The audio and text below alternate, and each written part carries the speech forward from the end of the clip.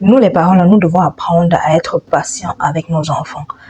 Être vraiment patient, ne pas toujours s'en prendre à toute situation qu'on voit, agir sans même réfléchir.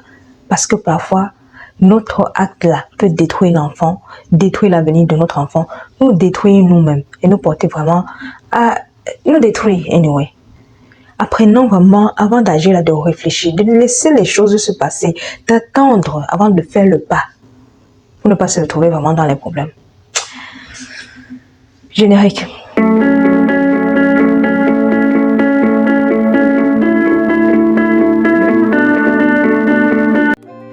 Hello mes petits love, bienvenue dans ma chaîne. Nous sommes dans une nouvelle vidéo.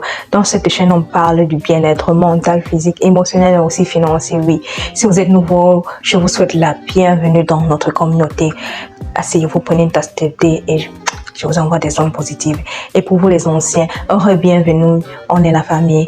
Vous êtes déjà là, vous connaissez, oui, c'est la famille et puis voilà quoi.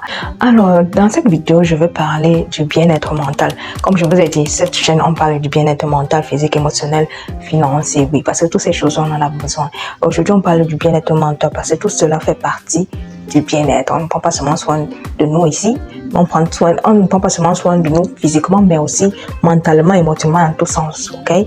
Aujourd'hui, la vidéo aussi est vraiment aussi une vidéo pour parler de mon histoire et je sais qu'elle va vraiment aider beaucoup de mamans, beaucoup de femmes qui ont des enfants et qui sont peut-être dans la situation ou qui sont dans la situation auquel j'étais avant. Oui, parce que ce n'est plus le cas, ok?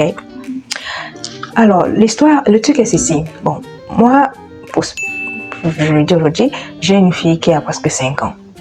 Et ma fille à l'époque était ma fille est le genre d'enfant un peu réservé, le genre un peu toujours dans son coin. Quand elle arrive quelque part là, elle est tranquille, elle est réservée, elle observe d'abord. Un peu c'est aussi mon caractère, elle a un peu pris ça chez moi. Elle observe, elle est réservée, elle ne parle pas trop. Si elle voit maintenant que tu es le genre que tu peux pouvoir t'ouvrir à elle, tu veux dire qu'elle peut s'ouvrir à toi, oui, c'est-à-dire si elle ressent de la chimie, voilà, entre toi et elle, alors c'est là où elle s'ouvre, elle commence à se dégager, hein. Ça c'est d'ailleurs parce que bon, à la maison c'est autre chose, vous connaissez les enfants. Bon, ma fille à l'époque, il y a de cela quelques temps, c'était le genre d'enfant justement, déjà à cause justement de ce fait d'être réservée, elle a commencé à parler tard, voilà. Elle a commencé à s'exprimer tard, à pouvoir communiquer tard. On dit souvent à un certain âge, l'enfant doit pouvoir faire ceci, doit pouvoir parler à tel âge, doit pouvoir, je veux dire maman à tel âge, doit pouvoir marcher à tel âge. Tout ça, ce sont des choses, ok, qu'on dit. Mais bon, à la fin même, ce n'est pas toujours dit que ça doit être le cas parce que chaque enfant est différent. Et nous, les parents, nous devons même déjà comprendre ça. Parce que nous, l'être humain, il est différent. Chacun de nous sommes différents. La manière dont un enfant peut apprendre facilement un truc, un autre enfant prendra le temps pour pouvoir le faire. Si un enfant peut pouvoir marcher peut-être à 1 an, un autre enfant il marche à 1 an et demi. Un enfant peut faire telle chose, peut-être s'exprimer déjà à 1 an et demi, il commence déjà à s'exprimer. Un autre, il prend son temps pour pouvoir le faire. Alors ma fille, elle avait ce retard de pouvoir s'exprimer, ok? Elle disait justement des petits mots, genre maman, même maman, papa, là, il a dit ça vraiment un peu plus tard.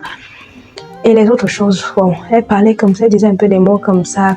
Et bon, une jeune fois, je peux comprendre aussi, je l'ai compris plus tard, en fait, parce que ça m'a pris un peu du temps.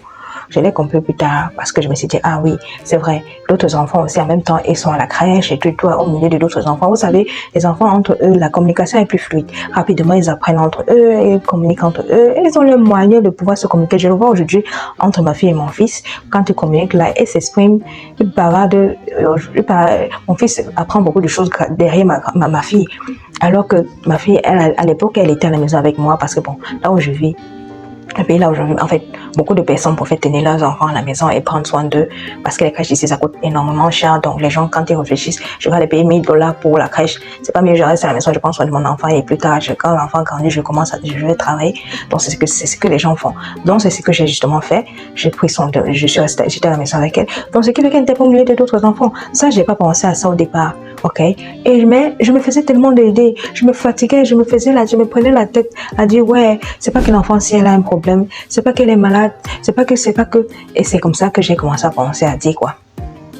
Allons voir les spécialistes parce que c'est, en fait, quand on va te dire, tu vas aller chez le docteur va te dire, ok, il faut aller voir un spécialiste parce que ça finit toujours comme ça. Ça finit toujours comme ça. Ils vont terminer toujours quelque part là-bas, là où tu... Tout ça parce que nous, les parents, on est impatients. On ne laisse pas nos enfants progresser à leur niveau. au fur et à mesure, l'impatience m'a porté à faire des choses que je n'avais pas besoin de faire. N'est-ce pas, je suis allée faire justement voir le spécialiste. Qu'est-ce que je m'attendais? Bien sûr qu'on va traiter de mon enfant d'autiste. Et c'est ce qui s'est passé. On l'a dit, ah oui, c'est comme ça, l'enfant, comme ça. Elle a des signes d'autisme et tout, selon moi, vous devez essayer de faire. Quand ils m'ont dit ça, je suis restée, j'ai dit, c'est pas que, je vais dire, c'est une maladie vraiment, on ne le sait pas des parents parce qu'on connaît les parents qui ont des enfants autistes, c'est pas facile du tout, c'est pas du tout facile. Donc je suis restée, mais dans ma tête je me suis dit, ça peut pas être le cas. Certes, ma fille, elle est une qui ne parle pas, mais elle est en train d'apprendre petit à petit, au fur et à mesure, parce qu'au départ justement, les premières 3 années, les premiers 2 ans, jusqu'à presque 3 ans, elle était à la maison. Après, elle a commencé la crèche. Je l'ai amenée à la crèche avant qu'elle commence l'école même. La dernière année avant qu'elle commence la crèche, elle commence l'école, pardon. Elle est allée à la crèche. Et c'est comme ça, un peu, petit à petit, elle a appris. Elle a commencé un peu. Mais d'une part, c'est un enfant aussi réservé. OK? Donc, elle prenait son temps. Elle prenait son temps pour pouvoir le faire. Mais donc moi aussi, je voyais tout ce temps-là. Je disais, aïe, tu es à la crèche, ma chérie. Comment se fait-il que tu es toujours là, genre, tu ne veux pas parler, tu ne parles pas vraiment. Je m'attendais qu'au moins c'est maintenant que tu as commencé, tu vois. C'est ce que je me disais. Mais l'enfant prenait son temps. Elle prenait son temps. Petit à petit, justement, ça venait. Petit à petit, elle commençait à s'améliorer. À la fin de la crèche, elle avait commencé déjà un peu à dire pas mal de mots, à dire des phrases, pas très bien, mais quand même. Et puis maintenant, quand elle a commencé l'école, ça a encore même amélioré, même. Ça a commencé à sortir. À un moment même, j'entends des mots, même que moi-même, je ne savais même pas comment, je savais même pas dire ça. Parce qu'il faut savoir que les enfants, mais attends, ils apprennent rapidement par rapport à nous, mon frère. Le mental d'un enfant, c'est rapide. Quand je dis le mental, je veux dire, le cerveau d'un enfant, il apprend rapidement et ça reste. Quand ils apprennent comme ça reste en même temps. Nous, entre guillemets, on a un âge avant. Un âge d'apprentissage. Donc, et c'est comme ça que j'ai commencé à voir dans cette évolution-là. Aujourd'hui, ma fille, je ne vais pas dire qu'elle parle vraiment bien, mais elle parle déjà bien. Au point que, bon, elle réussit à communiquer et tout.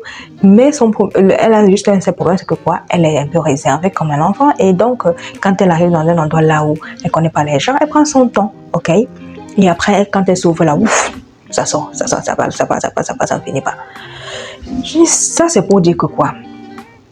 À cause de mon impatience, j'ai failli faire ce contre... En fait, j'ai failli détruire la vie de mon enfant, oui. À cause du fait que je suis impatiente. Nous, les parents, on est trop impatients. Nous, les mamans, surtout. On aime tellement nos enfants. On veut que nos enfants soient comme ça, intelligents, ceci, cela, braves à l'école, patati, patata. On ne les laisse pas le temps d'évoluer à leur temps. Et on commence à se mettre les idées. Et parfois, il y a des créations, des actes qui peuvent encore plutôt les enfoncer au lieu de les laisser s'ouvrir. Parfois, quand l'enfant est même comme ça, là, il faut venir, c'est toi le parent qui doit pouvoir l'encadrer, l'aider, communiquer avec elle, trouver le moyen qu'elle puisse sortir de sa zone de confort, de sa coquille. Et tu vas voir que ça va aller. Donc toi, aujourd'hui, si tu es une maman et tu as un enfant qui est réservé, qui est timide, que tu vois qu'elle ne parle pas encore, elle ne s'exprime pas, elle ne fait pas les choses comme d'autres enfants, laisse-la tranquille. Laisse-le tranquille. Laisse-le évoluer à son temps. Attends un peu même que l'enfant a même plus de 5 ans. Si tu vois que l'enfant a même plus de 5 ans, 6 ans maintenant, l'enfant là, tu vois que l'enfant, peut-être qu'elle ne parle, si c'est au niveau de parler, elle ne s'exprime pas. Là, tu peux aller voir maintenant quelqu'un. Tu ne peux pas attendre déjà 2 ans, tu vois 3 ans, tu commences là, c'est ce que j'ai fait. Et c'est ce que ça m'a donné comme le résultat qu'on a voulu me donner. Que heureusement, aujourd'hui ma fille, elle parle bien. Ma fille, elle s'exprime, elle communique. J'apprends tellement de choses même derrière elle. C'est incroyable. Et je reste juste, parfois, il reste en train de dire qu'est-ce que je voulais même faire comme ça? Non. Nous là, les parents, vraiment, la rentrée a commencé, l'école a commencé, vos enfants sont là, ils vont à l'école, ils ne sont pas peut-être comme d'autres enfants, ils n'arrivent pas à s'exprimer bien comme d'autres enfants. Laissez-les tranquilles, donnez-leur le temps. Petit à petit, ils vont y arriver, boostez-leur, Faites-les faire des activités. On dit aussi le fait que l'enfant est toujours devant l'écran, ça aussi ça tue. Vous ne savez pas, ça tue. Parce que oui, une part aussi, c'était aussi ça. Parce que ma fille, elle était toujours devant l'écran. Parce qu'elle était à la maison. Elle était toujours devant la télévision, regarder les cartoons, les trucs, les choses. Vous connaissez les chansons des enfants, les trucs des enfants là. Elle était toujours là. Ça aussi, ça, l'enfant, quand c'est le cas, quand l'enfant a déjà des difficultés à s'exprimer, si tu la mets devant la télévision, ça la bloque encore. Elle ne communique pas en fait. L'enfant ne communique pas. Et pourtant, tu dois laisser un enfant faire des activités qui vont lui permettre de communiquer, de s'exprimer, de faire des choses et tout et tout. Même si l'enfant regarde des choses, les dessins animés, toutes ces choses, ça doit être des choses instructives qui vont lui faire apprendre, améliorer son langage, améliorer ses compétences, ses trucs, quoi. Ok? C'est important. Donc, déjà, la télé, l'école a recommencé. La télé, là, on bannit. Je l'ai dit, l'enfant peut voir la télé. Moi, ma fille, je l'ai dit, hein, elle voit la télé seulement 1 heure quand elle rentre de l'école. 1 heure. Et le week-end, même chose. Elle voit peut-être le matin 1 heure et dans l'après-midi 1 heure. C'est tout. Avec l'enfant, même mon fils, c'est la même chose. Je cherche pas, je veux pas que la télé, là, j'ai réduit les heures. Bam! Et je respecte ça. Donc, vraiment, vous les parents, si vous avez des enfants qui sont en difficulté, au lieu de vous en prendre, ne faites pas comme moi que j'ai fait au départ. Cherchez à comprendre, donnez-leur le temps. Soyez patient, soyez présent plutôt, fortifiez-les, donnez-leur la force, parlez posément, aidez l'enfant plutôt. Et vous verrez que ça va améliorer. À la fin, pardon, l'enfant va s'améliorer au fur et à mesure. C'est un peu ça. Ça, c'est mon histoire et je voulais vraiment le faire part. Parce que dès qu'on a commencé, je sais qu'il y a des parents qui ont des difficultés, qui sont avec des enfants qui ont des difficultés, et qui vont se prendre de la tête. Ils vont voir que l'enfant va à l'école, il n'est pas en train d'apprendre comme d'autres enfants. Elle va commencer à s'en compte. Elle laisse l'enfant prendre son temps et faire les choses à son temps, petit à petit. Toi, reste plutôt derrière le, aide-le plutôt et c'est tout. Voilà, on arrive à la fin de cette vidéo. Je parlais, je voulais pas que ça soit long, mais elle a été une vidéo, je pense, de 10 minutes. Et donc, je voudrais, prenez soin de vous. La rentrée a commencé, donc prenez soin de vos enfants, accompagnez-les, communiquer plus avec eux, enlevez un peu moins la télévision, les heures de télévision, là, moins, plus de communication, ok? Speak with your children, ok? C'est important, écoutez-les. Voilà, leurs besoins et autres, c'est très important. Et donc, on se voit à la prochaine vidéo, ok? Une vidéo, ça sera peut-être la semaine prochaine. Je vais chercher à mettre une autre vidéo. Je vais chercher à mettre plus de vidéos, au moins une vidéo par semaine, comme je le faisais déjà un peu un moment. Et donc, on se voit à la prochaine. Prenez soin de vous. Un bon week-end, une bonne journée, un bon après-midi du mois. Quand vous regardez cette vidéo, n'hésitez pas de liker, de partager, de commenter et de me dire si vous avez des choses à dire, si vous avez des choses à partager, c'est bien. On est là, on est une communauté et on partage et on apprend tous ensemble.